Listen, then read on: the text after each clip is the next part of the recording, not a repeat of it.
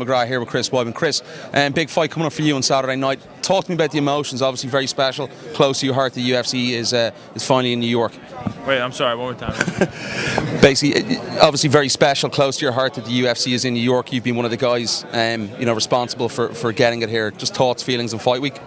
Man, it's surreal. I don't feel like I'm getting ready for a fight. You know, I've taken this ride so many times to New York. It's my first time obviously fighting here, and so just to go in my hotel room and just be in New York doesn't feel like fight week. This is the first time seeing all this media and answering questions where now it's like, all right, well, this is more familiar of what I do during fight week, but it's just so weird. It's so weird. How have you been on a personal level? Obviously you haven't fought in quite some time. You've had a few niggly injuries.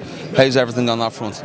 Everything's great. Had the neck surgery. Everything. I mean, 6 weeks out, I was completely clear to do anything I want. But literally at like 2 weeks, I felt 100%. So I feel great, man. I'm ready to go. It's a big bond between the teams in New York and New Jersey. You all seem to have come together ahead of this fight camp. You know, training at everyone's gyms. You've worked a lot with Mark Henry. Have you been maybe sharpening up your hands a little bit ahead of this fight? You know, I hope so. I hope I could prove that in there, make him look good. You know, but yeah, I feel like I've definitely got way better. He's an amazing coach. He puts so much work in. That's the big thing with Mark Henry that people may not realize. Yes, he's really good as a boxing coach and holding mitts. But this guy is up all day, all night long, watching tape and sending me text messages at like 4 in the morning. This guy does not sleep. He has energy that I've never seen before.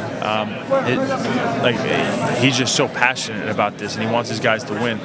And that is something that is hard to find. So I'm very lucky to have a guy like that in my corner. Just a couple more. Stephen Wonderboy Thompson is a guy you've been working with a lot. He's family to you now as well. You know, what does that prepare you for in relation to Yo Romero?